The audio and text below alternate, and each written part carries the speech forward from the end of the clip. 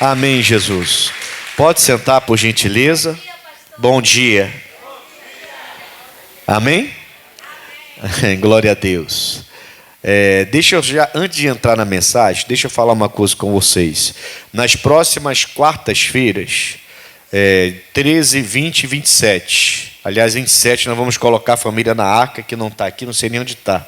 Sumiu a arca daqui. Eu acho que o dilúvio passou e a arca foi para o Monte Ararat. Ela ficou lá no Monte Ararat, ela sumiu. Né? Mas a gente vai colocar a família na arca. Mas Deus colocou no meu coração, que é um propósito até que o nosso estado está fazendo, e eu vou fazer aqui na quarta-feira que vem. Se você vier, você vai receber um vidrinho de azeite na entrada. Com esse vidrinho você vai ungir quarta-feira que vem os seus olhos. E eu vou pedir a Deus que nesse final de ano e no ano que chega, agora, 2024, Deus possa abrir seus olhos espirituais, para você enxergar coisa que talvez você ainda não esteja enxergando, que vai fazer você avançar, vai fazer você, talvez até se livrar de algumas situações. Aí no dia 20, você vai trazer esse óleo e você vai ungir. Esse óleo, eu não vou colocar ninguém para ungir seus olhos, ninguém vai tocar nos seus olhos, você vai tocar. Na outra quarta-feira, dia 20, você vai trazer o azeite, nós vamos abençoar, e você mesmo vai pegar o vidrinho, vai abrir, vai molhar o dedo, vai colocar no ouvido, para você só ouvir coisa boa. Reta final de ano, início do ano que vem, só ouvir coisa boa, nada de ficar ouvindo abobrinha por aí, evangelho morno, frio, alguns até indo para a heresia, coisas erradas, e nem sair da sua boca que vai ser a última unção. Mas você precisa ouvir coisa boa, que você ouve, vem para o coração, se é ruim, contamina você. O que você ouve e não processa, e deixa entrar no coração, aquilo pode contaminar você completamente, destruir você mais na frente. Então você tem que aprender a ouvir, processar, expulsar o que não vale a pena e só guardar o que é bom para você. Nós estamos vivendo um tempo mau, tempo difícil, onde as pessoas estão cheias de ódio, cheias de ira. Um time aí desceu para a segunda divisão, queimaram os carros das pessoas na rua. O que tem a ver uma coisa com a outra, irmão? Olha que coisa idiota. Mas, desculpa a palavra, mas, poxa vida, amém, irmãos? Quer dizer, você está com o seu patrimônio ali, seu carro parado, vem um doido, porque o time dele caiu para outra divisão, ele vai lá e queima o carro. Mas que torcedor bobo, é demônio essas coisas. Você tem que ter cuidado com o que você ouve. Aí você leva o azeitinhozinho para casa, o vidrinho, e traz no dia 27, último dia. Última quarta-feira. Aí você vai pegar e vai ungir. Na hora eu vou mandar, vou orar, você vai abrir, vai pegar. Você mesmo vai ungir a boca. Para quê? Se ouve coisa boa, vai falar coisa boa. Você não vai ficar mais abrindo a boca para falar maldição. Você não presta. Que isso? Para com isso. Seu marido é uma besta. Não, meu marido não é. É assim. Vai profetizando que uma hora vai acontecer. Ih, minha esposa é uma jararaca. Não é não. Que jararaca o quê? Não é nem uma cobrinha pequena, quanto mais uma jararaca. Sua esposa é a sua mulher, que Deus te deu para você amar, namorar, passear, ficar com ela até o fim. Uma hora o fim chega. A gente pode aproveitar a vida, a gente não aproveita. Por quê? Porque está vendo mal, ouvindo mal e falando mal. Se ver bem, ouvir bem, falar bem, vai ser uma bênção. Amém, irmãos? Então, eu começo quarta-feira que vem. Tá? Então, alguns aqui não vêm quarta-feira, mas já estão convidados também em nome de Jesus. Fechou? Fechou? Então tá bom. Gálatas capítulo 3, vamos lá. Glória. E você que vai ungir, hein? Eu vou te dar o azeite, depois você vai ficar com ele em casa. Esse azeite em casa para fazer unção também nos filhos, se quiser.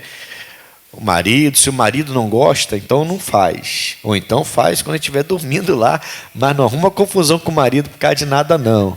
Amém, Jesus? Não taca azeite no rosto do homem, não. Depois vai acordar lá cheio de azeite na cabeça, vai falar, que coisa é essa? Né? Tem gente que está precisando. Cair num balde de azeite e tomar logo um banho. Mas a gente não é por força nem por violência, né? Versículo 8 diz assim: ora, tendo a Escritura previsto que Deus havia de justificar pela fé os gentios, anunciou primeiro o evangelho a Abraão, dizendo: todas as nações serão benditas em ti, de sorte que os que são da fé são benditos com o crente Abraão. Você entendeu o que você leu aqui? Sim ou não? Sim? Entenderam? Então, eu vou ler de novo, para ver se todo mundo entendeu. Ele diz: ora, tendo a Escritura previsto, viu antes. A palavra de Deus viu antes. Ela pode ver? Vê. Ela pode prever? Pode. Ela prevê o tempo todo. E ela nos revela as previsões. Ela nos revela as suas previsões para quê? Para que eu não entre num caminho mau. Por isso que a palavra de Deus, esse livro não é natural. Esse livro é sobrenatural. Ele prevê para mim situações para que eu possa evitar situações, para que eu possa evitar coisas que vão me prejudicar depois. Ela prevê, a própria Escritura prevê as coisas. É só você ler com atenção, minuciosamente nos detalhes. Não pega só o macro, não, a história completa, não. Vem com calma, porque dentro daquela história bíblica do Moisés, do Abraão, do Isaac, do Jonas, do Ezequiel, do Isaías, do Davi, do Josué, na história, no macro, no total, dentro dessa história tem muita informação que vai prever para você o que Deus quer na sua vida e o que Ele quer que você faça. Que pode mudar situações, mudar pensamentos e fazer com que você alcance o sucesso que você precisa nas áreas que você precisa. Então, lógico, é bom você conhecer a história. É bom você pegar lá da criação, aí vai Adão, Eva, Caim, Abel, e vai, e vem Noé, e vem todos eles, até chegar o Abraão na Mesopotâmia. Ele sai de lá, depois ele tem o Isaac tem o Jacó e o Esaú, aquela briga toda. Esaú quer matar Jacó foi embora, depois voltou milionário, mas aí fez as pazes com o irmão. Jacó já era 12 filhos, as 12 tribos, das 12 tribos tem o José vai para o Egito, vira governador, chegou como escravo, e dali no Egito aparece o Moisés, depois do Moisés Josué, depois do Josué os juízes, depois do juízes os reis, e você vai. Eu dei uma cronologia aqui da Bíblia, bem por alto, né? Mas cronologicamente eu estou certo aqui, tá no ritmo. Amém, irmãos? E por aí vai. É importante que você conheça o macro, tá? Mas dentro de cada escritura tem a parte mais micro, a menor, aquela que você às vezes não percebe. É uma frase. É uma frase, ou dentro de uma frase, 2, 3 palavras só, que de repente, desperta dentro de você uma fé tão poderosa que vai destruir muralhas.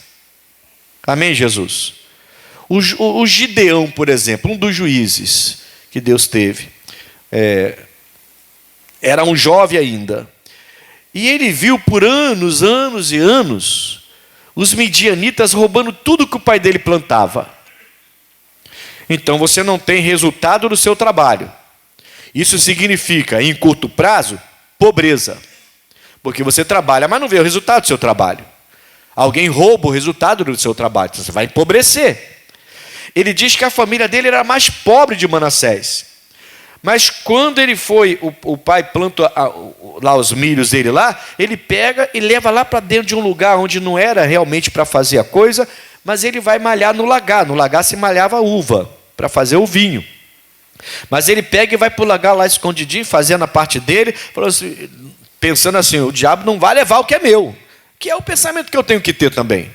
É o pensamento que você tem que ter também. Controlar, dominar o que é seu e não deixar o diabo tocar naquilo que é seu. Amém, Jesus? Quem que aparece para ele? Um Senhor, um anjo aparece e fala para ele: ô varão valoroso, vai lá, faz isso, assim, assim. Mas esse Deus aí me falaram que ele é assim, assim, assim, assim. Meus pais sempre falaram, mas cadê ele? Eu estou aqui, vai nessa sua força. Mas eu sou o mais pobre, minha família é o mais pobre, eu não sou ninguém. Irmão, quando Deus te chama Que história é essa que eu não sou ninguém? Se Deus te chamou, acabou, não tem essa história não. Ele sabe que Ele vai fazer você fazer a diferença onde você estiver. Amém, pessoal? E o Gideão foi lá e fez a diferença com 300 homens. O que eu quero dizer é, na Escritura você encontra esse poder. De pegar um garoto e fazer um garoto com mais 300, sem experiência de guerra, os 300 não tinham experiência de guerra. Não, a natural tudo bem, porque já nasce num povo acostumado à guerra. Mas não era. Tanto que Deus manda voltar alguns covardes, Deus manda voltar algumas pessoas, porque se você for olhar a história do Gideão, foi levantado 32 mil pessoas, só ficou 300 de 32 mil. Entendeu? Aí Deus deixou os mais valentes, mas não eram experimentados na guerra não. Mas Deus deu a estratégia e foi lá e venceram. Quando a Escritura se revela, maldições são quebradas, irmãos. A gente não pode entrar na guerra de qualquer maneira, tem que ter a revelação. E a Escritura faz isso. Ora, 8. Tendo a Escritura previsto que Deus havia de justificar pela fé os gentios, que éramos nós, gentios, biblicamente nós éramos gentios, até a gente aceitar Jesus como Salvador. Ah, pastor, então se eu não aceitar Jesus como Salvador, eu ainda sou gentio? Tem que aceitar Jesus como Salvador, para deixar de ser e Ele te tratar como filho e filha. Tem gente que não entende, mas tem que entender, irmãos. Amém, Jesus? E ele fala assim, anunciou primeiro o evangelho a Abraão, dizendo, todas as nações serão benditas em ti. Então, a palavra de Deus, ela prevê, de sorte que os que são da fé são benditos como o crente Abraão. Então, Abraão é o pai da fé, né?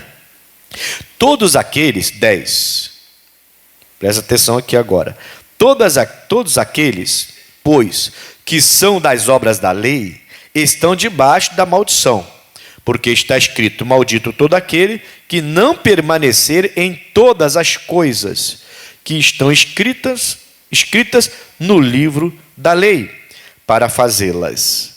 E é evidente que pela lei ninguém será justificado diante de Deus, porque o justo viverá de quê? Da fé. Então, o Abraão, ele viveu antes da lei, tá, pessoal? Abraão, Isaac, Jacó, os patriarcas. A lei veio com Moisés, já no deserto.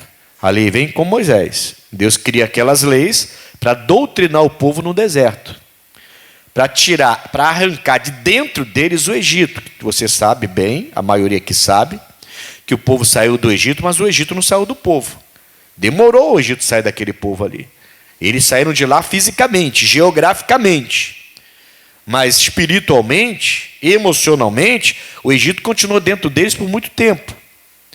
Faltava água, eles queriam voltar para o Egito. Faltava comida, queriam voltar para o Egito. Qualquer coisinha, queria voltar para o Egito. Brigavam com Moisés, porque nos tirou do Egito. Então eles saem do Egito, mas o Egito não sai deles. Entendeu? Como alguns estão na igreja assim. Saíram do mundo, mas o mundo continua neles lá. Então, de vez em quando vem aquele sentimento, aquela maneira de querer agir errado, aquele desejo, aquela tentação, aquela vontade, que o mundo ainda está dominando ainda dentro daquela pessoa, alguma coisa do mundo ainda domina. E Deus vai doutrinar a gente para tirar tudo. Ele quer que a gente viva pela fé. Amém, irmãos? Então, eu não me tornei um servo de Deus porque simplesmente eu quis me tornar um servo de Deus, porque eu fiz um curso de teologia e me tornei um servo de Deus. Não, tem um monte de gente aí formado, teólogo, completamente perturbado, irmão.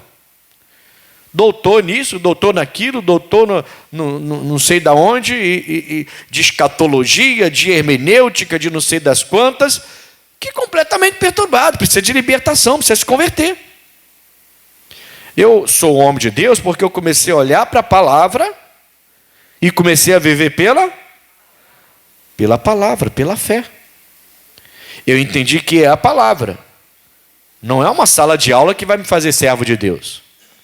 Uma sala de aula pode me fazer doutor de alguma coisa, mas servo de Deus não. Servo de Deus é quando a palavra começa a prever sobre a minha vida e eu começo a obedecer o que ela prevê para mim. Entendeu? É aí que a gente deixa de ser gentil, passa a andar pela graça, não mais pela lei, e a maldição vai sendo quebrada a partir daí. Eu, pastor Ednilson Lima, eu não aceito maldição sobre a minha vida. Eu fico vendo às vezes os próprios crentes desesperados, porque alguém disse que ela está debaixo de maldição, porque o carro quebrou 3 meses seguidos. Bom, tem maldição na minha vida. Não, talvez está faltando a manutenção do carro direito. Eu estava indo para casa esses dias, e eu estava dentro do túnel da Transolímpica, que eu pego ali a Transolímpica, e eu vi que vinha um carro. Aí eu passei, saio, eu ando normal, não ando muito devagar também não, mas não sou muito exagerado. Tem gente que diz que eu sou exagerado, mas eu não sou não. Aí eu saí, deixei aquele carro passar, passou, que eu nem vi o carro, tão rápido que passou.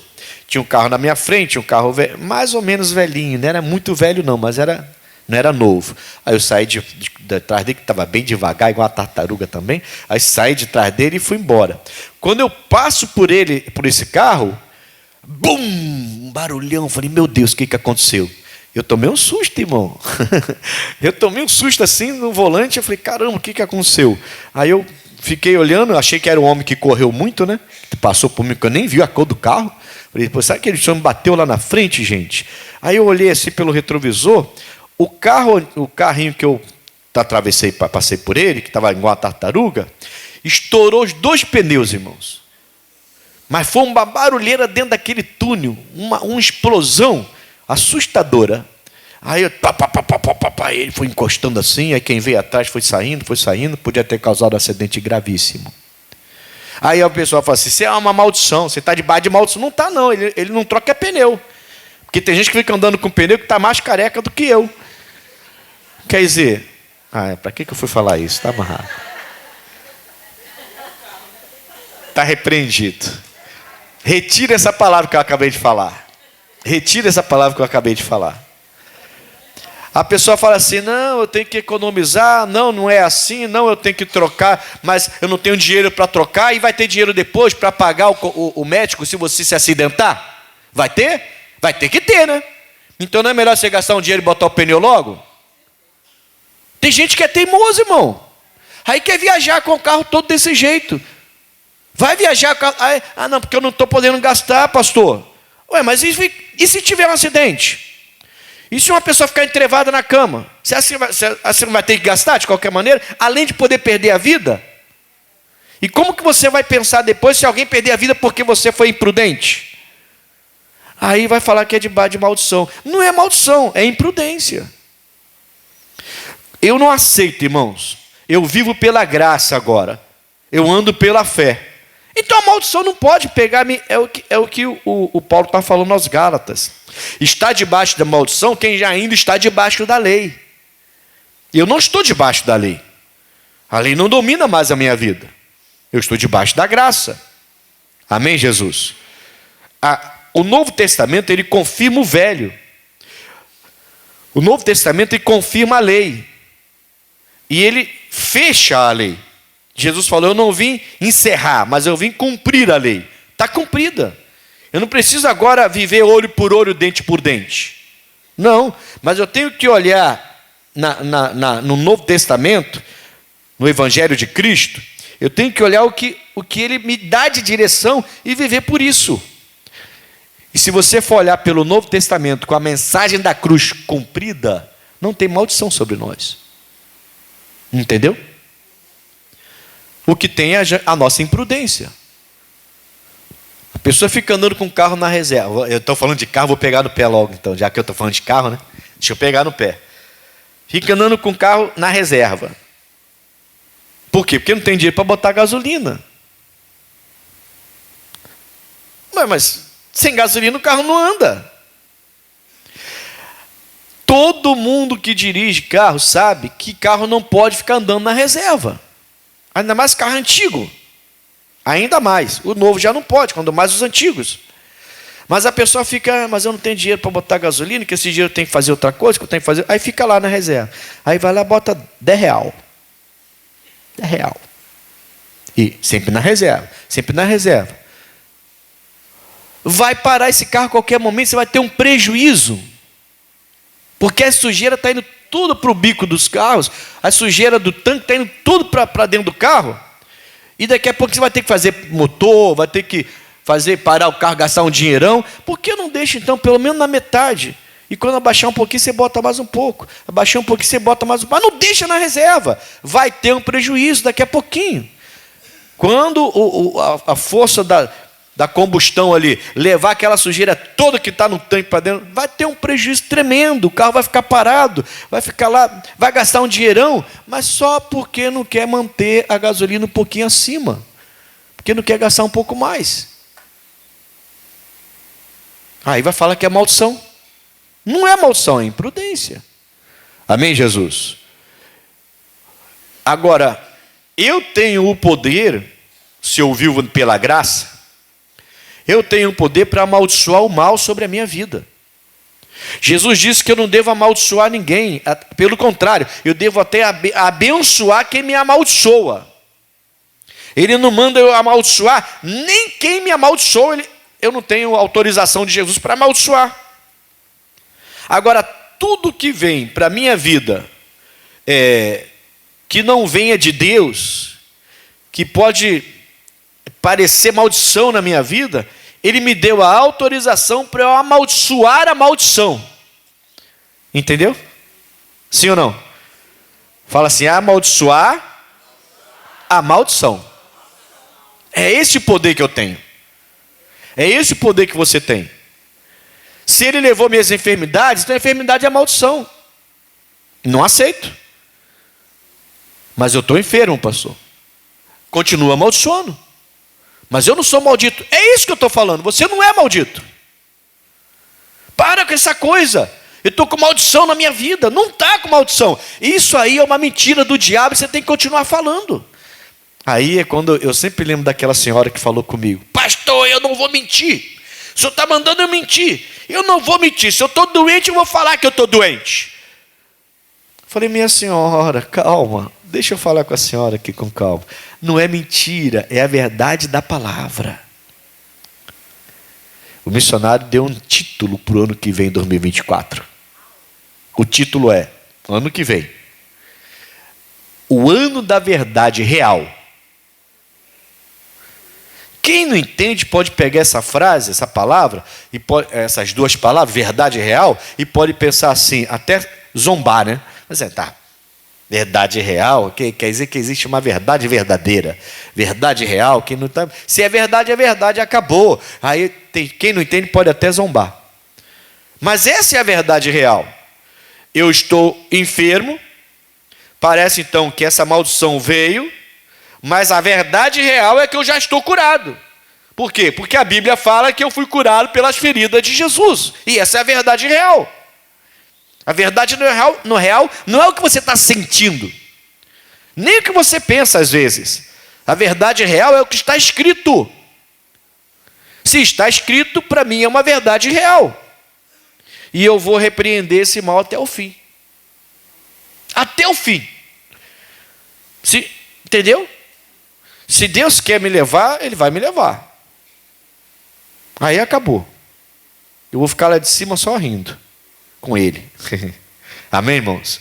Ficar feliz da vida lá, vou pescar nos rios e cristais de lá, e vou cear direto com Jesus. Acabou o sofrimento. Mas eu vou continuar confessando a verdade real. Qual é a verdade real? Eu sou curado pelas feridas de Jesus. Não importa como meu corpo esteja, a verdade é real. Eu estou curado pelas feridas de Jesus. Entende?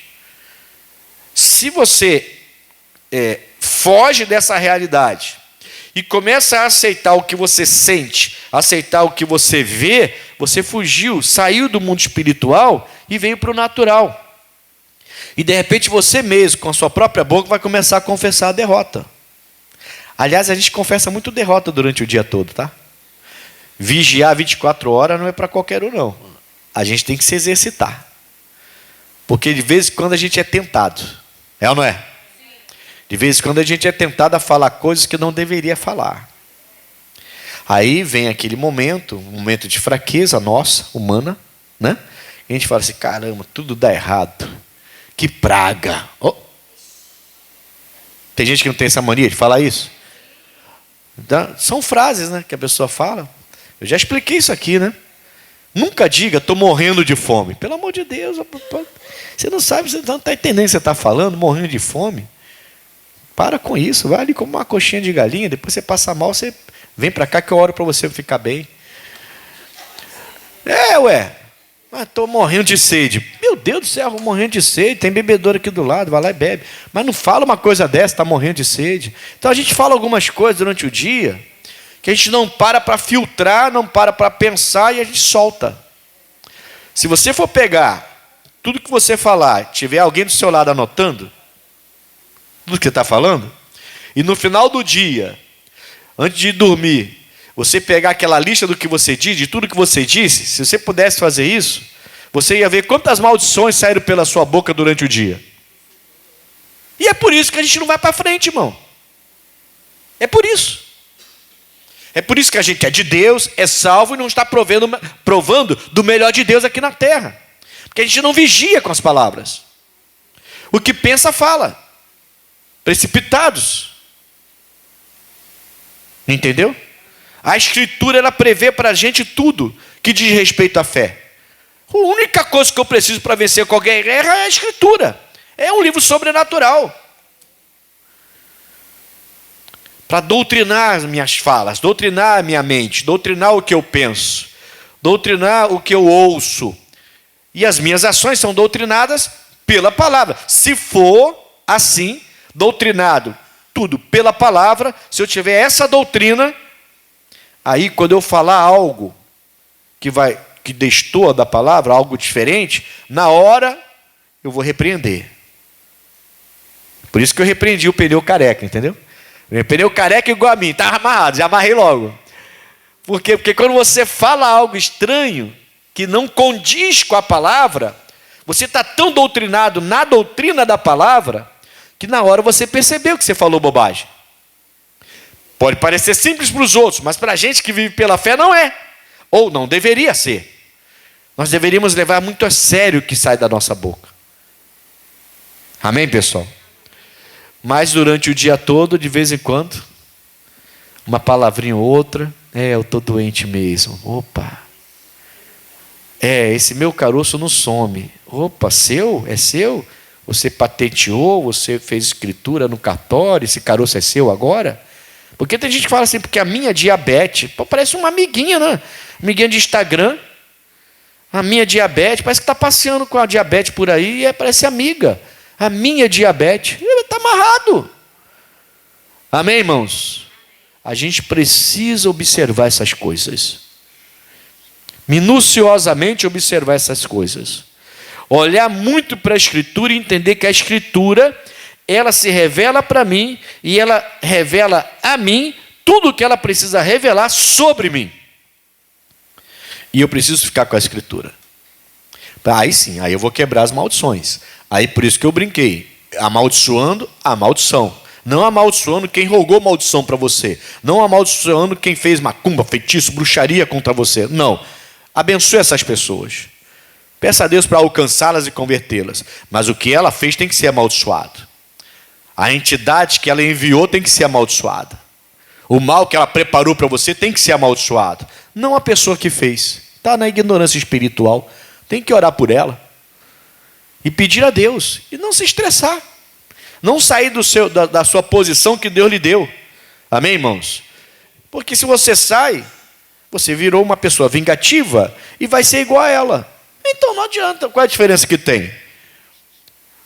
A Malaquias diz que Deus outra vez vai dizer para a gente, vai mostrar para a gente a diferença entre o que serve e o que não serve. Amém, pessoal? Tem que ter diferença. Tem que ter diferença entre os que servem a Deus e os que não servem a Deus. Aí, ainda não acabou não. Vamos voltar aqui. Versículo 10, repetindo. Todos aqueles, pois, que são das obras da lei estão debaixo da maldição. Mas está escrito, é porque está escrito: maldito todo aquele que não permanecer em todas as coisas que estão escritas no livro da lei, para fazê-las. E é evidente que pela lei ninguém será justificado diante de Deus, porque o justo viverá da fé. Ora, a lei não é da fé, mas o homem que fizer estas coisas, por elas viverá. Cristo nos resgatou da maldição da lei, fazendo-se maldição por nós, porque está escrito: maldito todo aquele que for pendurado. Ele fez isso ou não fez? Foi pendurado por mim e por você ou não foi? Naquela hora, ele estava carregando todas as nossas maldições. Ele se colocou na nossa frente. Entendeu? Então você tenta me acertar, mas só que antes de me acertar, ele está na minha frente, você vai acertá-lo. Aí ele recebe o impacto. Você não tem que ter medo, então. Pastor, fulano fez macumba para o senhor. Meu Deus, perdeu o tempo dela, coitadinha. Vamos orar por ela. Gastou dinheiro. Podia ter ajudado, comprado uma picanha, já que... né? Ter feito um churrasco, sei lá. Mas gastou seu dinheiro, fez um trabalho para mim. Ah, volta para ela agora, esse trabalho vai voltar para ela, feitiço vai virar contra feiticeiro. Não. Jesus está recebendo e está desfazendo. Não toque você. Ele substituiu você, ele se colocou na sua frente e morreu no seu lugar por causa disso. E quando morreu, levou as maldições naquele madeiro. Aquele ato foi significativo. Eram visto como maldição, era visto como maldição morrer daquele jeito. Isso era visto como maldição, morrer daquele jeito. E por isso que ele tinha que morrer daquele jeito. Mas naquela hora que ele morre daquele jeito, ele simplesmente está se colocando entre eu e você. Aliás, entre eu e você. Entre eu e o mal. Entre você e o mal. Então, se fizeram qualquer mal contra a sua vida, fique em paz. Tem alguém na sua frente que recebe esse impacto, desfaz todo o mal, amarra tudo e manda embora. Agora eu tenho que estar na fé, irmãos. Eu tenho que estar na fé. A lei não é da fé, não. A lei não é da fé, a lei não ensina a fé. O Abraão é antes da lei, é o pai da fé. O Abraão andou pela fé. Entende? Agora, a lei não ensinou a fé, a lei ensinou doutrinas necessárias para que eles pudessem conviver naquele deserto e depois continuou norteando a vida daquela pessoa até Jesus chegar. Acabou. Cumpriu a lei.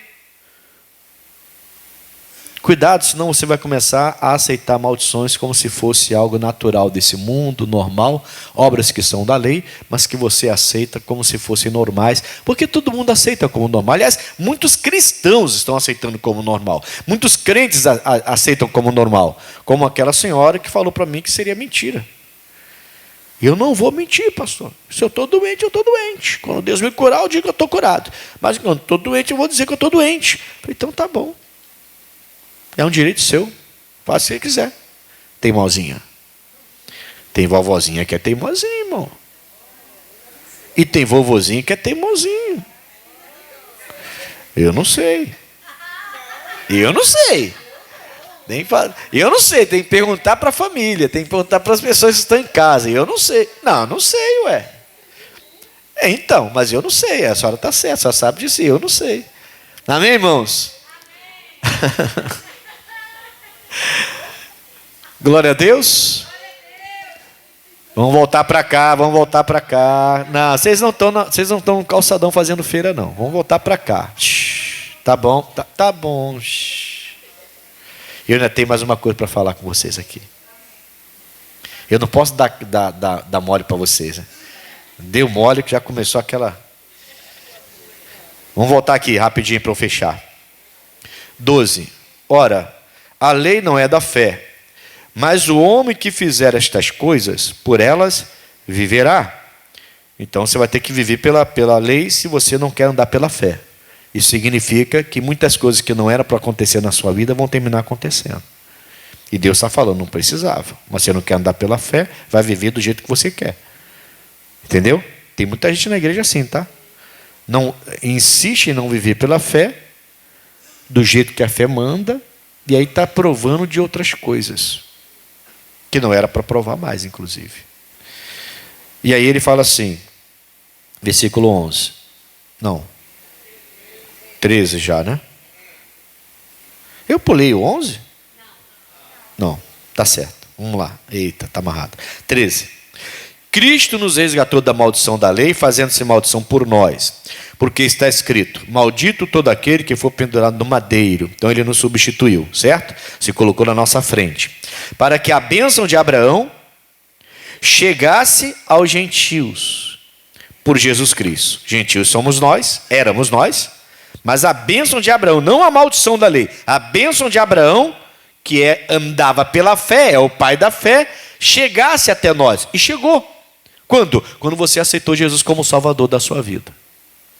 E quando você decidiu que a Escritura prevê a sua vida, que a Escritura revela a você a vontade de Deus, que a Escritura te dá direção e você vive pela Escritura agora. Nesse momento, a Bíblia fala que a bênção de Abraão chegou até você através de Jesus Cristo, para que pela fé nós recebemos a promessa de quem? Letra maiúscula para Espírito, porque está falando de quem? Do Espírito Santo, do Espírito de Deus.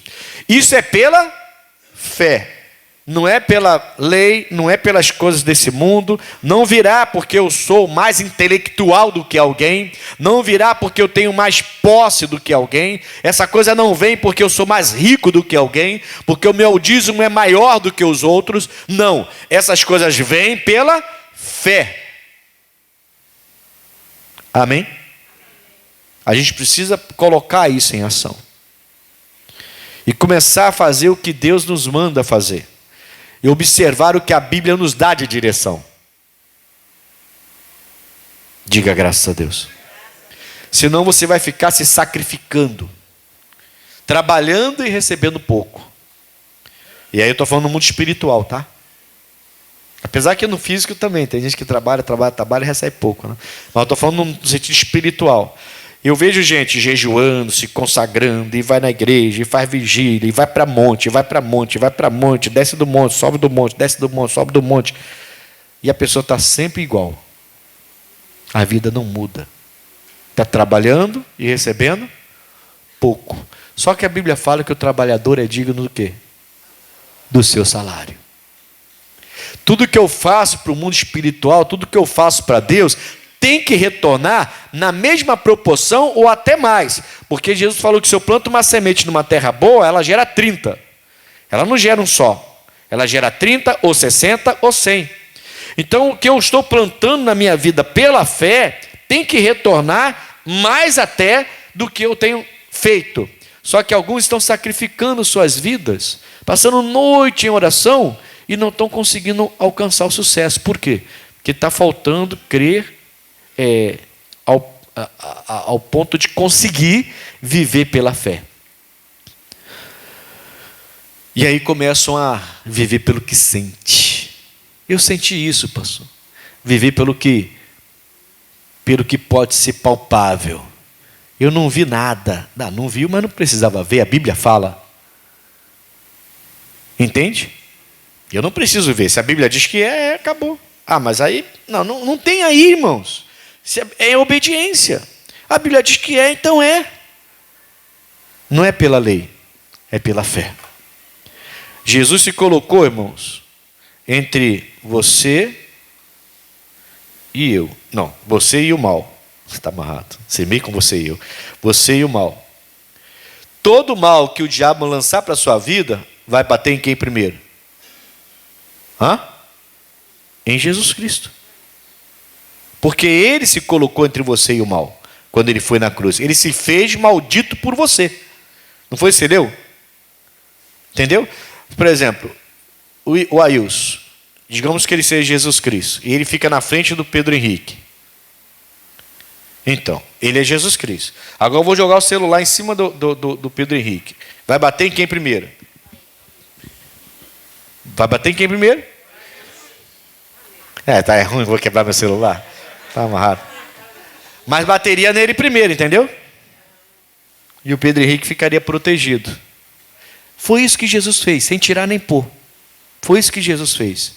Então, qualquer mal que tenha sido mandado para a sua vida, não tenha medo. Jesus, o Senhor morreu na cruz. E quando o Senhor morreu na cruz, o Senhor se colocou à minha frente. Para pegar todo o mal e lançar no inferno. Para pegar todo o mal. Então o mal vem para você, Jesus está na sua frente. Só ali, ó. No meu servo não. Na minha serva não. E o mal vem, ele, opa, inferno. Não, nela não. Nele não. A única coisa que a gente precisa é obedecer. Amém, Jesus? É só ficar atento, veja que a palavra vai revelar para a sua vida. Agora, o que ela te revelar, irmãos, faça. Porque às vezes Deus, já falei isso aqui, às vezes Deus pede a gente coisa grande, que vai requerer da gente esforço, certos sacrifícios, e a gente não quer fazer porque é algo maior. Aí quando Ele pede coisas pequenas a gente faz, mas quando Ele pede coisas maiores a gente não faz.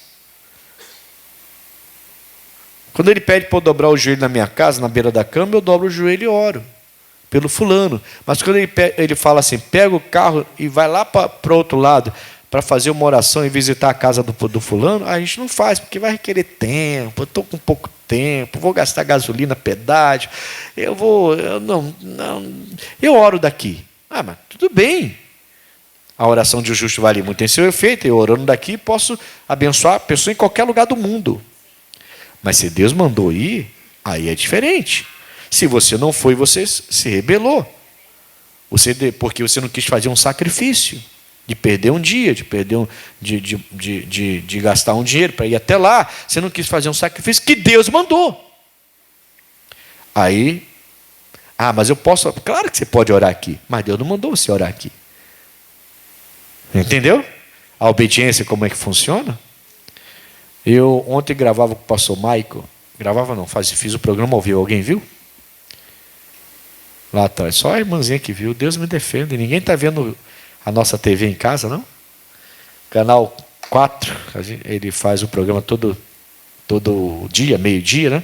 E eu fui lá, até para anunciar a reunião de amanhã dos homens que vencem, que eu espero que todos os homens aqui estejam lá. E eu fui lá e fiz ao vivo com ele ontem. E ele falou uma coisa, e é verdade. E eu já falei isso várias vezes. Jesus, quando ele cospe no cego, ou copo no chão, faz o lodo e coloca o lodo nos olhos do cego, aquele cego deve ter ficado chateado na hora. Porque, imagina, você é deficiente, alguém cospe e bota lodo com cuspe nos seus olhos, né? Mas aí Jesus fala assim, vai e te lavas no tanque de Siloé. Aí ele tinha duas opções, obedecer ou não. Eram as duas opções que ele tem. E eu tenho. E você também tem. Deus manda fazer uma coisa, a opção é minha, a decisão é minha, eu faço ou não.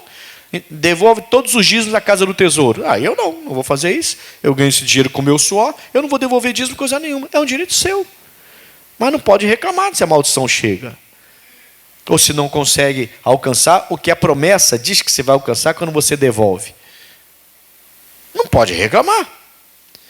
Aquele homem podia ter limpado os olhos e falar assim, poxa, mais um me humilhando.